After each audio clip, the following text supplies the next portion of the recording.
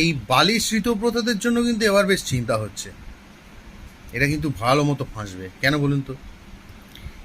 ঋতব্রত আর সন্দীপন সাহা এই যে দুজন টিএমসিদেরকে বহিষ্কার করলো, বিদ্রোহী বিদ্রোহী যাই হোক, বিদ্রোহ ডেফিনেশন এরা পাল্টে দেবে।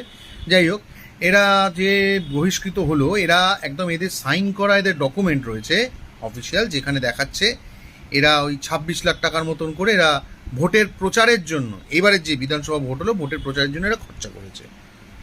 এবং সেটার জন্য এরা কিন্তু টিএমসির ওই যে অ্যাকাউন্টগুলোকে ফ্রিজ করার জন্য ওরা চেষ্টা করছে বা লেটার টেটার দিচ্ছে, ঠিক আছে? সেই লেটার থেকে একদম আরটিজিএস নাম্বার দিয়ে প্রমাণ রয়েছে যে তারা 25 লাখ টাকা করে দুজনেই ডোনেশন নিয়েছে দল থেকে ভোটের প্রচারের জন্য। যদি সেটাই হয়ে থাকে, আমাদের আইন কি বলছে? যদি কেউ ভোটের কাজে কোনো অনৈতিক বা বেআইনি টাকা খরচ করে থাকে, তাহলে কিন্তু সেই নির্বাচনটা, মানে সে যদি জিতে থাকে, সেটা কিন্তু অবৈধ।